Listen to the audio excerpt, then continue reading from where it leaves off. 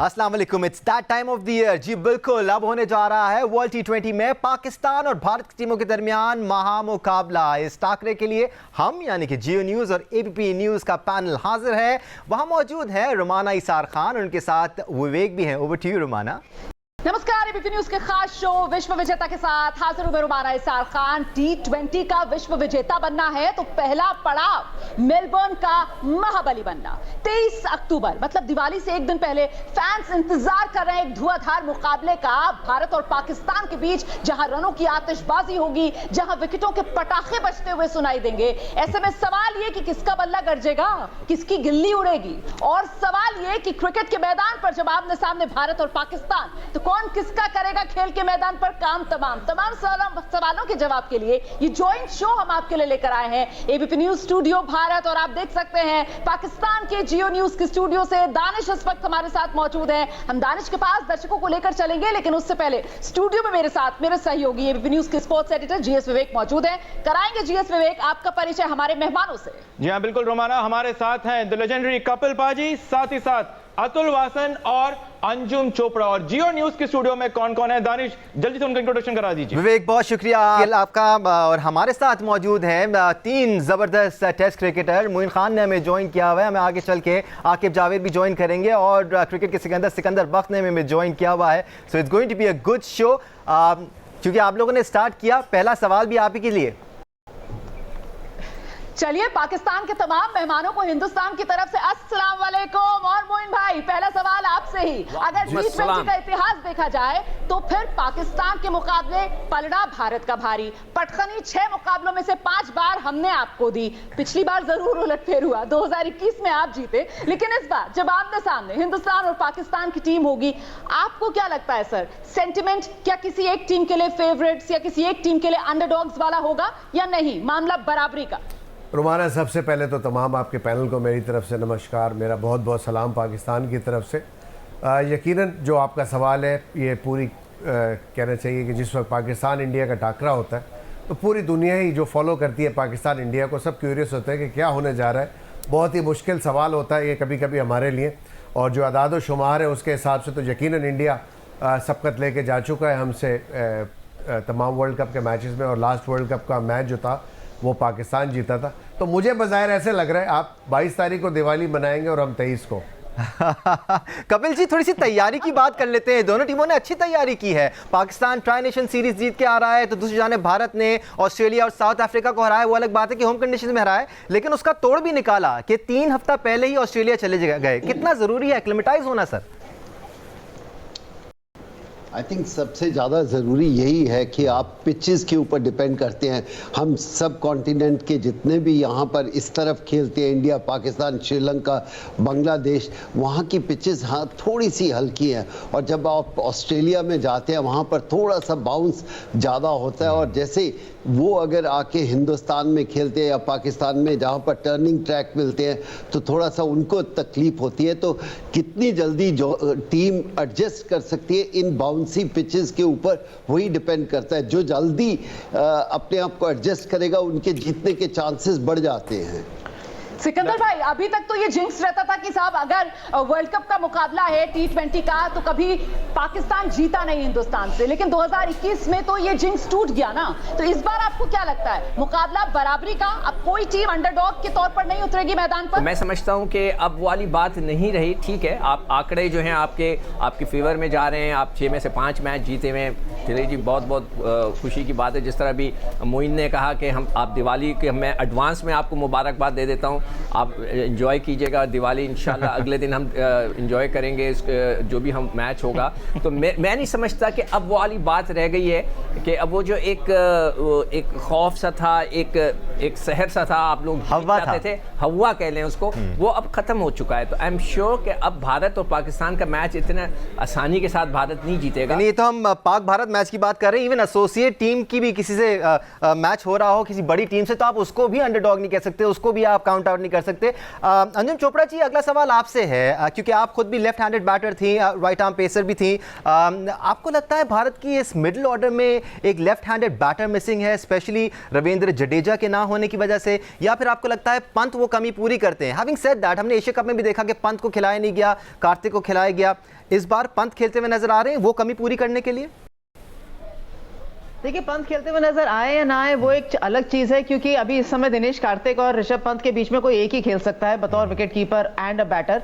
तो left hander एक अलग सब्जेक्ट है जो शायद भारतीय टीम भी सोच रही है कि किस तरीके से इंक्लूड किया जाए। लेकिन जब लेफ्ट हैंडर देखते हैं और ऋषभ पंत देखते हैं तो सामने दिनेश कार्तिक का बल्ला दिखता है और रन दिखता है और अनुभव दिखता है। तो मुझे लगता है इस दोनों की बैटल में मेरे हिसाब से दिनेश कार्तिक रेस में आगे है देन ऋषभ पंत। मैं यहां पर मोहम्मद शमी के बारे में पूछना चाहता हूं, क्योंकि हमारे इस पैनल में 4 फास्ट बॉलर हैं। मैं सभी चारों फास्ट बॉलरों से, खासतौर पर आकिब भाई आपसे अगर मैं शुरुआत करूं तो मैं ये पूछना चाह रहा हूं कि मोहम्मद शमी सिर्फ एक ही वार्म अप मैच खेल पाए, उसमें भी एक ही ओवर फेंका उन्होंने, आखिरी ओवर, जिसमें उन्होंने हाई प्रेशर में 3 विकेट निकाले। अब उसके बाद काफी टाइम से उन्होंने खेला नहीं है भारत के लिए व्हाइट बॉल क्रिकेट।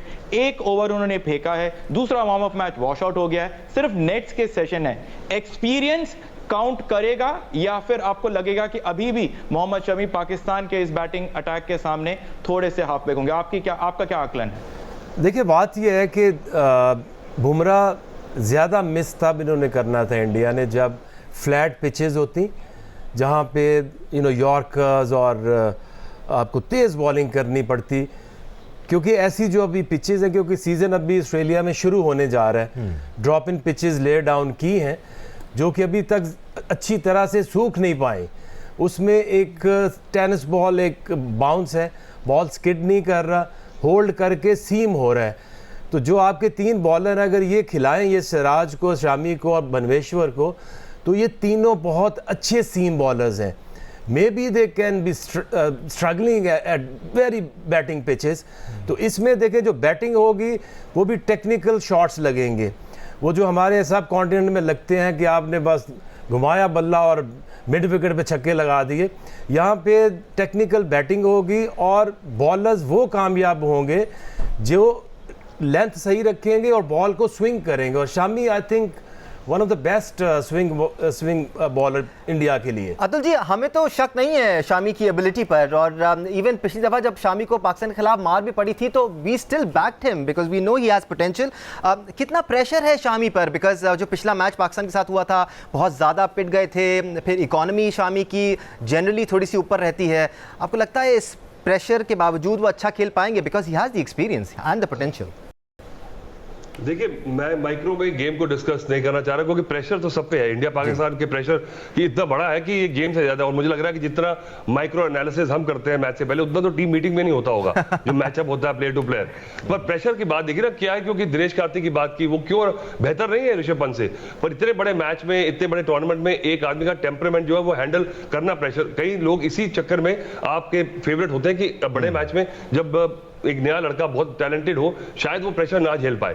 पर सबसे बड़ी बात है जो ऑफ द फील्ड का प्रेशर है। अब देखिए, कल से 2 दिन से ये जो कश्मकश चल रही है एशिया कप और वर्ल्ड कप को लेकर पाकिस्तान में, ये भी प्रेशर ऐड करता है। तो मुझे लगता है ये प्लेयर्स जब जाते हैं तो सिर्फ अपनी गेम के बारे में नहीं, ये सारा एस्पिरेशंस, लोगों की जो आशाएं हैं वो भी उनके कंधे पे रहती है। तो ये प्रेशर जो है ये एक्स्ट्रा एक्स फैक्टर, तभी इंडिया पाकिस्तान का सबसे बड़ा जो स्पोर्टिंग एनकाउंटर माना जाता है। एशेज की बात करते थे, एशेज अभी बड़ी गेम नहीं रही, तो मुझे लगता है कि ये गेम जो है इसको हमें सब पता है आपके कौन से प्लेयर अच्छे हैं। आपने अफरीदी की बात की, अगर वो खेलते तो शायद नसीम शाह इतने बड़े स्टार ना बनते। तो king is dead, long live the king. तो क्या पता बुमराह के ना होने से हमें फायदा ही हो रहा हो। कपिल पाजी, क्या कहोगे आप? मोहम्मद शमी जो है एक्सपीरियंस इतने बड़े मैच में काम आएगा या उस टाइम पे फॉर्म? देखिए, एक मैच में एक ओवर करने से हम सारे उसके ऊपर चर्चा करें ये बहुत जल्दी है। अच्छे गेंदबाज हैं, इसमें कोई डाउट नहीं है, लेकिन और समय दे दीजिए, क्योंकि वाइट बॉल से वो खेले ही नहीं है पिछले 2 साल से। तो हम क्या चर्चा कर रहे हैं? एक ओवर के ऊपर मैं नहीं चर्चा करना चाहूँगा। हाँ, अच्छी उनका अगर वो भागने का और उनका फिटनेस सही है तो वो बेहतरीन गेंदबाज हैं। क्या वो उस मैच में अपना इम्पैक्ट डाल सकते हैं, उसके ऊपर देखना है। पर एक ओवर के ऊपर मैं नहीं डिसाइड कर सकता कि हाँ इनका वापसी आने बहुत बड़ा है, अभी टाइम है उनको। और कपिल भाई वो टाइमलाइन देखिए, 10 साल से वो इंडिया के लिए खेल रहा है, हर जगह खेला है और ये बात नहीं खेलने का एक्सपीरियंस। बिल्कुल, ये रिदम की भी बात हो रही है, तो इस रिदम को लेकर मैं एक सवाल सिकंदर बख्श से भी कर लेता हूँ। थोड़ी सी अपडेट आपको शाहीन शाह अफरीदी की भी दे देते हैं। सिकंदर, अभी तक हमने शाहीन शाह अफरीदी को जो वार्म अप मैचेस में देखा है, he looks fit, he looked really good in the last warm-up match as well. आपको ऐसा लगता है कि he is back, थोड़ा सा टाइम लेंगे और या फिर अभी से ही हम वही पुराना वाला शाहीन शाह अफरीदी देखेंगे? नहीं, देखिए जो पहला मैच था उसमें उसने सिर्फ 2 ओवर कराए थे, तो मुझे थोड़ी सी फिक्र लग गई थी कि उसने 2 ओवर क्यों कराए। मगर जब अगला मैच खेले हम अफगानिस्तान के खिलाफ, उसने 4 ओवर करा दिए और उसकी जो बॉलिंग का जो रिदम था, जिस तरह उसने यॉर्कर्स कराई, वो बड़ा इंपॉर्टेंट था। तो मुझे लगा कि वो फुली फिट होंगे और आई एम श्योर वहाँ पे जितने लोग हैं, जो कोचेज़ हैं, जो ट्रेनर्स हैं, जो बॉलिंग कोच है, वो उनको लेके साथ चल रहा होगा। उनको पता है कि किस तरह लड़के को, एक अनफिट लड़के को लेकर आना चाहिए। मगर जो प्रेशर की बात हो रही थी, हमारे यहाँ किसी के ऊपर ऐसा प्रेशर नहीं होगा जैसे शामी के ऊपर है, अर्शदीप सिंह जो है उस बेचारे के ऊपर था। ऐसा प्रेशर पाकिस्तान वालों के पास नहीं है। पाकिस्तान वाले रिलैक्स हैं, सारे एक जैसे हैं। आपके यहाँ ज़्यादा प्रेशर होता है। आपके जो बॉलर है, मुझे शामी की जो है ये फिक्र लगी होती है कि बेचारे की अगर पिटाई हो जाए, वो अगर कोई कैच छोड़ दे वो, तो उसको उसके खिलाफ जो बातें होती हैं ना, दैट इज द प्रेशर जो भारत को फेस करना पड़ता है, पाकिस्तान को नहीं करना पड़ता। रुमाना, आप कुछ खामोश सी हैं आज। पाजी कुछ कह रहे हैं, जवाब देना चाह रहे हैं, मुझे लगता है जरा पाजी को सुनना चाहिए, प्लीज आइए। मेरे को यही है, मैं इनकी बात से तो भाई मेरे प्लेयर्स को बेचारा मत बोलिए, बेचारा कोई प्लेयर नहीं है, ना आपका या हमारा। नहीं, सिर्फ ये कहना चाहता हूँ कि ये जो चीजें हैं, हमारी जो क्रिकेटर है, मैंने ऐसा नहीं सुना। हाँ, 1-2 स्टोरीज आ जाती है, लेकिन ऐसा भी अगर वो उनको अपने क्रिकेटर्स के बारे में सोचना चाहिए। जब वो हार जाते हैं, वापस अपनी कंट्री में भी नहीं जाते, तो उसके ऊपर भी आप कह सकते हैं ये मैचेस है, क्रिकेट है और प्रेशर होगा उनके पास। लेकिन ये बोलें कि हाँ एक कैच ड्रॉप होने से बहुत ज़्यादा प्रेशर होगा, तो हमें भी स्टोरी सुनने को मिलती है कि ये तो प्लेयर इनके वापस ही नहीं कंट्री जाते, वो कहते हैं इस फ्लाइट पे नहीं जाएंगे तो होगा। ऐसा नहीं, प्रेशर दोनों टीमों के ऊपर है और इन चीजों के ऊपर हमें ज्यादा गौर नहीं करना चाहिए। वो प्रेशर एक बार एक सेकंड,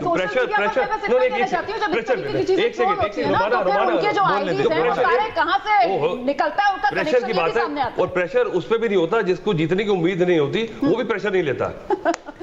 अब तो कम से कम अतुल जी ये कहना बंद कर दें, क्योंकि यही बातें हैं जो आपको महंगी पड़ रही हैं। सामने तो जो रिवायती मुकाबला रहा है, भारतीय बल्लेबाजी, पाकिस्तानी गेंदबाजी, आप लोग बार बार शाहीन शाह अफरीदी का जिक्र भी कर रहे हैं, लेकिन ये फॉर्मेट, ये T20 का जो फॉर्मेट है, क्या आपको लगता है कि इस फॉर्मेट ने इन तमाम दलीलों को बेमानी साबित कर दिया है? ऐसे में भारत और पाकिस्तान के मुकाबले में मायने क्या रखता है? मोइन भाई देखिए जी, सिंपल सी बात है, हम दोनों पैनलिस्ट जो बैठे हैं, सब क्रिकेटर्स बैठे हैं और क्रिकेटर्स को पता है कि प्रेशर कितना होता है इंडिया पाकिस्तान के मैच में।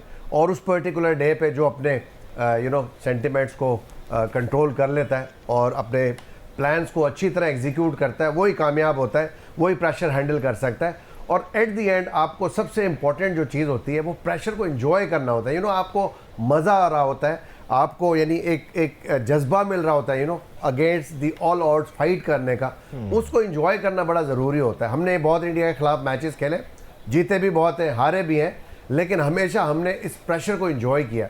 और इसी वजह से मोस्टली वो जो तमाम प्लेयर हमारे पाकिस्तान के, चाहे वसीम अकरम हो, जावेद मियादाद साहब हो, इमरान खान हो, आकिब जावेद मेरे साथ खेले थे, आकिब जावेद ने फाइनल में एक दफ़ा 7 विकेटें ली थी। I think they all used to enjoy that pressure. ये प्रेशर जब तक एंजॉय नहीं करेगा प्लेयर, दोनों टीमों में से, चाहे वो इंडिया की हो या पाकिस्तान की, वो टीम नहीं जीत सकती। तो पाकिस्तान कंपैरेटिवली मुझे रिलैक्स लगती है, बिकॉज के इंडिया से बहुत ज़्यादा एक्सपेक्टेशंस हाई हो गई जब से IPL आई और इंडिया की टीम की इंडिया से निकल के बाहर जो परफॉर्मेंसेस उन्होंने दिए, तो नेचुरली एक्सपेक्टेशंस इंडियंस की बहुत हाई हो गई इंडियन टीम से। तो यहाँ पे प्रेशर मुझे लगता है कि इंडियंस के ऊपर होगा और इसी प्रेशर का मुझे लगता है कि पाकिस्तानी प्लेयर्स यकीनन उनके जहन में होगा और इसका फ़ायदा उठाने की पूरी कोशिश करेंगे। बाय द वे, बड़े प्लेयर भी वही बनते हैं जो प्रेशर सिनेरियोस में थ्राइव करते हैं। पाकिस्तान की टीम पर होगा। क्योंकि रिकॉर्ड ये कहता है कि T20 के अंदर भारत का पलड़ा हमेशा भारी रहा है वर्ल्ड कप के अंदर। पिछली बार वाला मामला कहीं धुप्पल कहीं रोमाना जी पिछला मैच शायद आप भूल गई हैं, और पिछले मैच से पहले जो हमारा टाकरा हुआ था जिसमें हमने आपको कहा था कि स्टैट्स पे जाना बंद कर दें क्योंकि नुकसान हो रहा है आपको स्टैट्स की वजह से। आप स्टैट्स के बारे में सोचते रह जाते हैं, मैच हम जीत जाते हैं। एनीवे, थोड़ा सा और टेक्निकल एस्पेक्ट्स की तरफ आते हैं, सामना नहीं करना चाहते हैं दानिश, थोड़ा सा टेक्निकल एस्पेक्ट्स की तरफ आ जाते हैं। चले आप ये सोचें, हम चाहते हैं आप सोचें हम कमजोर हैं, हम चाहते हैं आप सोचें कि आप फेवरेट्स हैं, फिर हम जब मैच जीत जाएंगे फिर हम बात करेंगे। But Kapil ji, all of these things aside, अगर हम टीम कॉम्बिनेशन के बारे में बात करें, आपको लगता है भारत की बॉलिंग स्ट्रेंथ अब और ज़्यादा बेहतर होती हुई नज़र आ रही है या अभी भी इश्यूज हैं? Because there are players trying to settle in, Shami ज़रूर वापस आए, वो एक्सपीरियंस ज़रूर प्रोवाइड करेंगे, लेकिन क्या आप 3 पेसर्स 2 स्पिनर्स के साथ जा रहे हैं? बिकॉज ऑस्ट्रेलिया कंडीशंस भी अब आहिस्ता आहिस्ता बदलती जा रही हैं, स्पिनर्स का भी रोल हमें नज़र आ रहा है इन कंडीशंस में। देखिए, बहुत मुश्किल है कहना यहाँ पर, क्योंकि पिच कैसी होगी, मौसम कैसा होगा, वो हम यहाँ से नहीं जानते। हाँ, ये ज़रूर है कि थोड़ा स्ट्रगल कर रही है इंडियन टीम। एक बुमराह जैसे बहुत ही बड़े गेंदबाज बन गए हैं, उनका टीम में ना होना बैक ऑफ द माइंड तो टीम के चलता ही है कि यार अगर वो होते तो बहुत बेहतरीन होता। लेकिन कभी कभी ऐसा होता है, बड़ा प्लेयर नहीं होता तो दूसरे प्लेयरों को एक जोश, एक जज्बे के साथ खेलने का मज़ा आता है। तो मैं यही कह सकता हूँ कि शायद हमारी गेंदबाजी उतनी बेहतर नहीं है जितनी पाकिस्तान की है, लेकिन बल्लेबाज की बात करें तो हमारे पास 6 ऐसे बल्लेबाज हैं जो अपने बलबूते पे पाकिस्तान के पास हैं और बड़े अच्छे बल्लेबाज हैं और बड़ी अच्छी फॉर्म में हैं, लेकिन उनके पास 2 या 3 कह सकते हैं। इंडिया के पास 5 बल्लेबाज और छठा बल्लेबाज ऐसा है कि उसको पंत के ऊपर खिलाया, थोड़ा सा हमें सरप्राइज होता है, लेकिन उसका एक्सपीरियंस से उसको खिलाया कि इनको सिर्फ 15 गेंदें ही खेलनी है, उससे पहले कोई भी आउट हो या ना हो, लास्ट के 15 बॉलें दिनेश कार्तिक खेलेंगे। तो ऐसी बल्लेबाजी में थोड़ा सा एज बैटिंग में ज़रूर होगा, लेकिन गेंदबाजी में हम हमेशा कहते हैं कि पाकिस्तान का कैसे भी गेंदबाज आए वो बेहतर होते हैं। जो सबसे ज़्यादा प्रॉब्लम अगर जो आएगी किसी टीम को पाकिस्तान की तरफ से देखो तो वो ग्राउंड बहुत बड़े हैं, उनकी फील्डिंग इतनी बेहतर नहीं है जितनी हुआ करती थी एक ज़माने में। अगर वहाँ पर वो बीट कर गए इंडिया को या अच्छी फील्डिंग की तो इंडिया को काफ़ी मुश्किल होगा जीतना। पर यहाँ पर कपिल बाजी, आपने यहाँ पर बात करी हमारे बल्लेबाजों की, अगर हम बल्लेबाजों पे ही अगर रहें, हमारे पास विराट कोहली है, केएल राहुल है, रोहित शर्मा है, लेकिन आज की तारीख में अगर पूरी दुनिया किसी एक बल्लेबाज के बारे में बात कर रही है वो है सूर्य कुमार यादव। मैं बस अंजुम आपसे पूछना चाह रहा हूं और वहां पर आके भाई आपसे भी पूछना चाहूंगा कि क्या पाकिस्तान के ड्रेसिंग रूम में बातचीत बराबर बराबर होती रहेगी या फिर बहुत ज्यादा फोकस मैन इन फॉर्म सूर्य कुमार यादव पे होगा? अंजुम आप शुरू। अंजुम आप। मैं तो समझती हूँ कि सूर्य कुमार यादव का रोल बिल्कुल स्पष्ट है वे, क्योंकि वो किस तरीके से खेलेंगे और अब ओवर द इयर्स, अभी 1-1.5 साल के अंदर ही उन्होंने वो जगह अपने आप इतनी अच्छी बना ली है कि उनको किसी को समझाने की जरूरत नहीं है। मुझे लगता है सूर्य कुमार यादव का एक टचवुड अच्छा फॉर्म प्रेशर डाल रहा है ऊपरी क्रम के बल्लेबाजों पे। आपने तीनों का नाम लिया, वो तीनों पे प्रेशर डालता है कि आप जल्दी रन बनाइए वरना मेरे लिए गेंदें कम होती जाएंगी। तो ड्रेसिंग रूम के अंदर या आई थिंक टीम मीटिंग्स के अंदर मुझे लगता है एज प्लेयर्स हम सभी की बात करते हैं, किसी एक खिलाड़ी की नहीं, लेकिन ये जरूर रहता होगा कि अगर शुरुआत के बल्लेबाज खासतौर पर भारत की टीम के जल्दी आउट होते हैं तो फिर क्या रणनीति अपनाई जा सकती है? आके भाई जी, कोचिंग में आपने बहुत ज्यादा यहाँ पर एक्सपीरियंस आपके पास है, आप बताइए कि एज अ टीम मैनेजमेंट अगर आप उस ड्रेसिंग रूम के अंदर हो, पाकिस्तान ड्रेसिंग रूम के अंदर, आप क्या ज्यादा फोकस देंगे अपने गेंदबाजों को सूर्य कुमार यादव पे, क्योंकि जिस फॉर्म की तरह वो चल रहे हैं, जाहिर तौर पे जिस तरीके से हम यहाँ पर रिजवान और बाबर आजम की बात करते हैं वैसे ही वहां पर सूर्य कुमार यादव पे ज्यादा फोकस होगा या अभी भी रेपुटेशन वाइज रोहित, विराट, राहुल उन पर ज्यादा फोकस होगा? देखिए, फोकस तो ये है पाकिस्तान की जो बॉलिंग की स्ट्रैटेजी है, कर्ली ऑन विकेटें लें, और शहीन ने जिस तरह से अभी इतने लेआउट के बाद भी आया तो उसी तरह उसका लेट स्विंग हुआ है। अब ये देखना है कि ये दुनिया का वाहिद बॉलर है कि जो 2 ओवर दायरे में करता है, पावर प्ले में करता है, और लोग ये कोशिश करते हैं कि कहीं अपनी विकेट बचा जाए। इसी का एडवांटेज पिछले जो 2 साल से उस तरह से टीम पाकिस्तान को नहीं मिल रहा था, क्योंकि दूसरी तरफ से जब से नसीम शाह आए हैं तो अब ये बहुत एक हंटिंग पेयर बन चुका है। नसीम भी स्विंग करते हैं, विकेटें लेते हैं, और शाहीन को अगर वो सेफ खेलने जाते हैं तो फिर नसीम को तो थोड़ा सा अटैक करने जाएंगे और विकेटें वो ले लेगा। आई थिंक देखिए, जितना बड़ा प्लेयर होता है, जितना बड़ा हैवी ड्रेसिंग रूम होता है, 2 धचके फिर उतने ही वो ख़तरनाक भी हो जाते हैं। सूर्या कुमार को अगर आप अर्ली ऑन अगर 2-3 ओवर में भेजते हैं तो फिर उनकी जो बैटिंग का स्टाइल है वो बदलना होगा। वो इफेक्टिव उधर हैं जहां एक अच्छा एक स्टार्ट मिलता है, फिर वो आते हैं अपनी फ्रीली अपनी गेम खेलते हैं। लेकिन अच्छी चीज़ सूर्या कुमार की ये है कि कुछ ऐसे प्लेयर होते हैं, जैसे रिजवान की हिंट आता है कि इसको अगर आप ऑफ स्टंप के ऊपर आउट स्विंग कराएं तो वो इतने इफेक्टिव नहीं है जितना वो मिडल और लेग की तरफ इफेक्टिव हैं। लेकिन सूर्या कुमार एक ऐसा प्लेयर है कि 360 डिग्री पे वो शॉट्स खेलते हैं, उनको आउट ही करना हाल है, आप उनको कहीं किसी जगह रोक नहीं सकते। अच्छा, पाक भारत टाकरे में बड़ा ही इंटरेस्टिंग डिस्कशन जारी है। एक छोटा सा ब्रेक लेते हैं, वापस आएंगे मजीद बातों के साथ, हमारे साथ रहिए। Welcome back once again. एक बार फिर बढ़ते हैं भारतीय पैनल की जानिब और कुछ बात करते हैं स्पिनर्स की। चलिए, तो हमने बल्लेबाजी की बात कर ली, हमने तेज गेंदबाजों की बात कर ली, हमने ऑलराउंडर्स की बात कर ली। अब जरा स्पिनर्स की तरफ आगे बढ़ते हैं। क्या ऑस्ट्रेलिया का ये मैदान मेलबर्न का, जहां आमने सामने भारत और पाकिस्तान, स्पिनर्स एक्स फैक्टर साबित हो सकते हैं टीमों की तरफ से? सिकंदर भाई। बिल्कुल हो सकते हैं। देखें, स्पिनर हमेशा कामयाब रहता है। स्पिनर अगर अच्छा हो तो जो इम्पोर्टेंट पार्ट है कि वो स्पिनर को एक क्वालिटी वाला स्पिनर हो। आप शेन वॉर्न की मिसाल लें, मुरलीधरन के लिए आपके यहाँ बहुत ज़बरदस्त किस्म के स्पिनर्स गुजरे हैं, हमारे यहाँ अब्दुल कादिर वगैरह थे।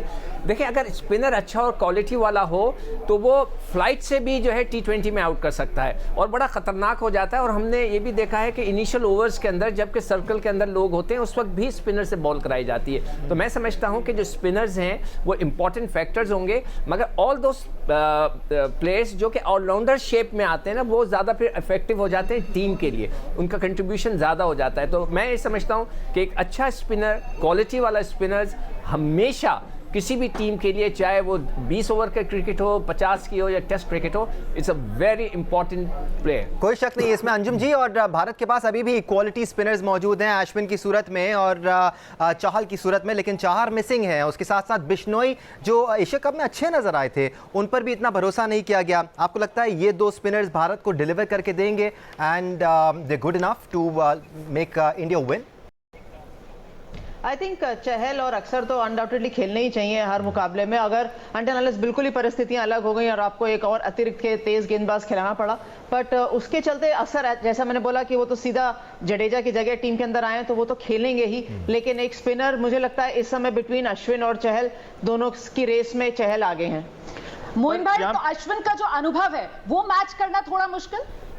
मेरा ख्याल है कि जितना ऑस्ट्रेलिया की पिचेस पे बाउंस होता है, जहां लो रहेगा पिच, वहाँ अश्विन बहुत डेंजरस बॉलर हो जाते हैं किसी भी बैट्समैन के लिए खेलने के लिए। बट जहाँ चूँकि आपको पता है कि पेस भी है इन पिचेस के अंदर, ऑस्ट्रेलिया में बाउंस भी थोड़ा ज़्यादा होता है, तो यहाँ टाइम मिल जाता है बैट्समैन को कट शॉट्स खेलने का, ये रिवर्स स्वीप करने का, उनको जो उनका कैरम बॉल है उसके ऊपर भी।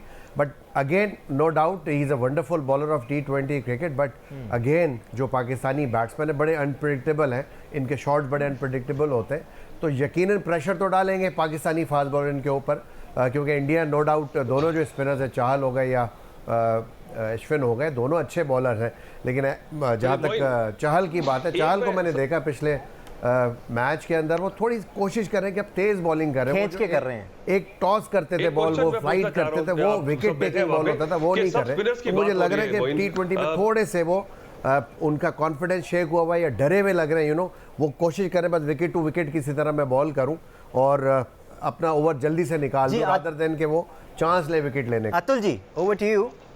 हाँ, मैं सिर्फ एक, क्योंकि हम सब बात कर रहे हैं फास्ट बॉलर्स की, हमारे गेंदबाजों की, बिश्नोई तक आप लोग पहुंच गए, पर शादाब के बारे में आप बात नहीं करते। अगर आप रिकॉर्ड देखें पिछले वर्ल्ड कप से, उसका इकोनॉमी रेट जो है वर्ल्ड में सबसे बेहतर है, अंडर 7 अगर कोई एक बॉलर है तो वो शादाब है, और उसको आप लोग भी रेट नहीं कर रहे, ये मुझे समझ नहीं आ रहा। उसके बारे में अभी तक किसी ने जिक्र नहीं किया। नहीं, अंदर ही अंदर हम बहुत रेट कर रहे हैं, आपको नहीं बता रहे हैं, छुपा के रखना चाहते हैं आप, छुपा के रखा हुआ है हमने, हम आपको बताना नहीं चाह रहे हैं ज्यादा। But speaking of spinners, Kapil ji, आप थोड़ा सा पार्ट टाइम स्पिनर्स का बड़ा रोल होता है T20 क्रिकेट में। जैसे हमारे पास इफ्तिखार हैं, he can manage a couple of overs, फंसा कर करते हैं अगर पिच ऐसी पड़ जाए। आपके पास है ऐसा ऑप्शन कि आप किसी को पार्ट टाइम स्पिन बॉलिंग करवा सकें? देखिए, पिछले कुछ मैचेस की अगर चर्चा करें तो 6 गेंदबाज हैं। आप जब 6 गेंदबाज या ऑलराउंडर बीच में आ जाते हैं तो एक कप्तान को एडवांटेज मिल जाता है, और कोई उन 6 गेंदबाजों में किसी एक को बीच में 2 ओवर करने हैं तो वो भी हो सकता है। कोई मेन जो गेंदबाज है शायद वो एक दिन अच्छी गेंदबाजी ना करे, तो इसलिए कप्तान के लिए बहुत बड़ी बात है अगर कोई बीच में आके 1-2 ओवर करके चला जाए और विकेट ले दे। इससे बेहतर क्या हो सकता है? वैसे दानिश भाई आपको बता दूं कि विराट कोहली भी हाल ही में बॉल डाल रहे हैं, रोहित शर्मा ऑफ स्पिन कर सकते हैं, लेकिन पाजी मेरा आप सर वो हम इंटरनेशनल मैच में बात कर रहे हैं, कमरे में बॉलिंग करने की बात नहीं कर रहे हैं। वन टिप ना इंटरनेशनल मैच में बॉल डाल रहे हैं वो। पता चला घर के कमरे में लगे हुए वन टिप क्रिकेट हो रही है, विराट कोहली बॉलर बन गए हैं। कि कंडीशंस को लेकर, और उन्होंने बात करी कि कैसे जो है ट्रेडिशनल और कन्वेंशनल शॉट्स खेलने पड़ते हैं ऑस्ट्रेलिया के पिचेस पे। मेरा आपसे सीधा सीधा सवाल आप तीनों से वो यही है कि क्या हमें या किसी भी टीम को अपना बेस्ट 11 खिलाना चाहिए इररेस्पेक्टिव ऑफ द कंडीशंस, या सिर्फ और सिर्फ कंडीशन को रिस्पेक्ट करके हॉर्सेस फॉर कोर्सेस देखना चाहिए? मैं तो कंडीशन के ऊपर बहुत ज़्यादा यकीन करता हूं कि अगर वहां पर बाउंस है, सीम है, तो एक्स्ट्रा तेज गेंदबाज भी खेल सकता है। लेकिन अगर आपको मालूम है कि विकेट टर्न करने वाला है या ओवरकास्ट है तो आप अलग टीम खिलाएंगे। अतुल भाई देखिए, मुझे लग रहा है कि मैं जो बात जो कर रहे हैं उसके हट के बात करता हूं। मुझे लगता है कि सबसे बड़ी बात है कि ग्राउंड जब बड़े होते हैं और ये हमारे खिलाड़ी जो है ये 60-60 गज की बाउंड्री पे बिना सोचे समझे ऐसा ओवर कॉन्फिडेंस शॉट मारते हैं और सक्सेसफुल हो जाते हैं। तो वो क्या, वो जो ओवर एस्टिमेशन है, वो जो ईगो है और वो जो अपना कहते हैं ना कि वो वाला दिमाग है, क्या उसको हट के और ये बड़ी बाउंड्री देख के अपने गेम को चेंज करेंगे? तो जो चेंज करेगा, क्योंकि कई बार जो आपका होता है एस्केप शॉट, जब फंस जाते हैं तो एक बड़ा शॉट लगाया, प्रेशर रिलीज हो गया।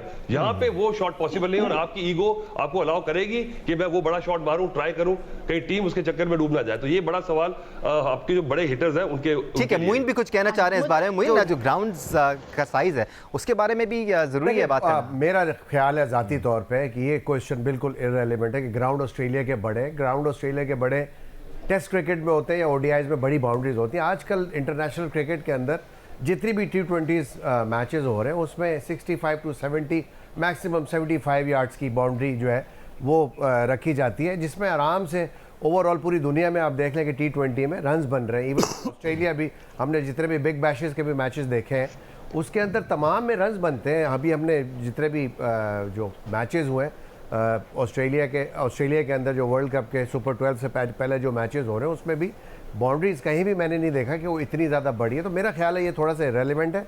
और दूसरी बात रही आपका जो पहला क्वेश्चन था जिसमें आपने कहा था जी आपकी बेस्ट टीम खेलनी चाहिए, हमेशा बेस्ट टीम ही खेलती है और अकॉर्डिंग टू दिस सिचुएशन खिलाई जाती है। और बेस्ट प्लेयर वही होते हैं जो हर सिचुएशन में, हर कहना चाहिए कि क्लाइमेट के अंदर जो पिच की कंडीशंस होती है या जो भी कंडीशंस होती है वो अपने गिर्द खुद रिवॉल्व करते हैं और जल्दी अडाप्टेशन करते हैं, वो बेस्ट प्लेयर्स होते हैं। तो मेरा ख्याल है कि कंडीशंस भी इररिलेवेंट होंगी उन तमाम प्लेयरों के लिए जो बेस्ट प्लेयर्स हैं, और बेस्ट प्लेयर्स वही होते हैं जो टीम में होते हैं, और जो बेस्ट 11 होगी हमारी यकीनन इस मैच में खेलेगी।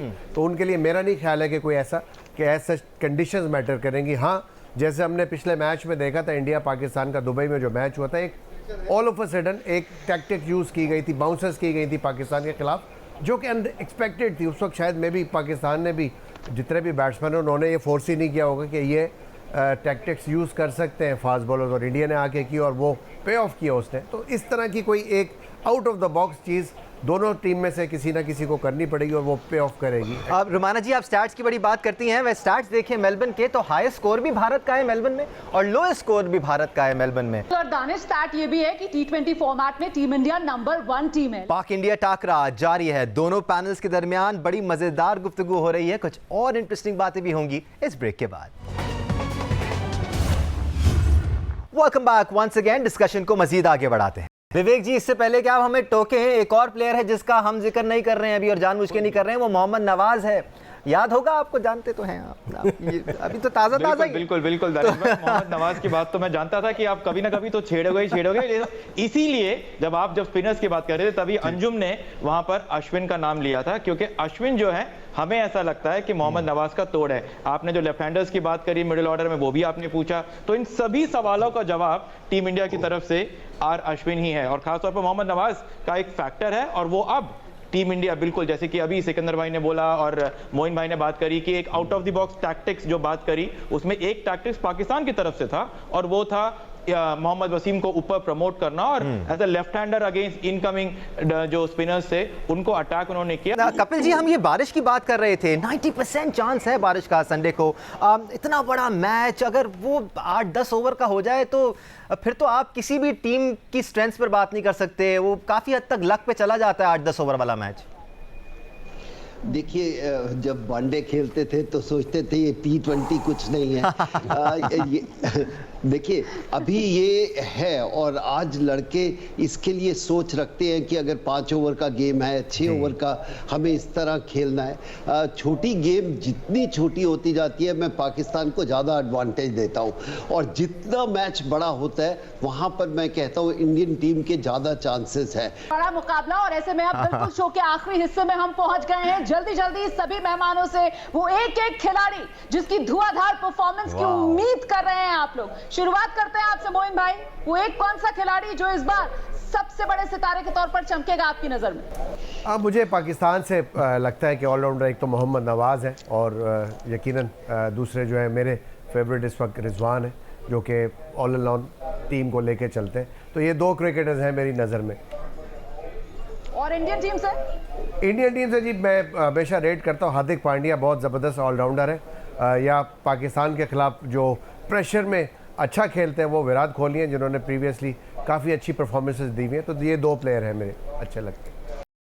कपिल पाजी, मैं अभी भी पाकिस्तान के प्लेयरों को इतनी करीब से नहीं देखा, कुछ मैचेस देखे हैं, तो मैं उनके बारे में ज़्यादा नहीं इतना कह सकता, लेकिन अगर इंडियन टीम को बड़े करीब से देखता हूँ, मैं अभी भी के राहुल का नाम लूँगा, कल भी, आज भी और कल आने वाले में भी, क्योंकि वो ऐसे इम्पैक्ट प्लेयर है, अगर वो रुकते हैं तो पूरा गेम चेंज कर फिर भी एक नाम पाकिस्तान की टीम की तरफ से भी सर, आई थिंक उनके फास्ट बॉलर की शाहीन की जितनी भी तारीफ की जाए कम है, क्योंकि वो 4 ओवर में भी आके इम्पैक्ट अपना डाल के जाते हैं। तो यहाँ से केएल राहुल, वहां से शाहीन शाह, इम्पैक्ट प्लेयर। आकिब भाई, एक सितारा दोनों टीमों से। देखिए, अगर आप देखें तो जिस तरह से हारिस ने पिछले 6 महीने में या 1 साल में दुनिया में जितने भी फास्ट बॉलर हैं सबसे अच्छी बॉलिंग वो कर रहे हैं, और वो विकेट टेकर है, और डेथ ओवर्स में मैच का डिसाइड होता है, और he is the best death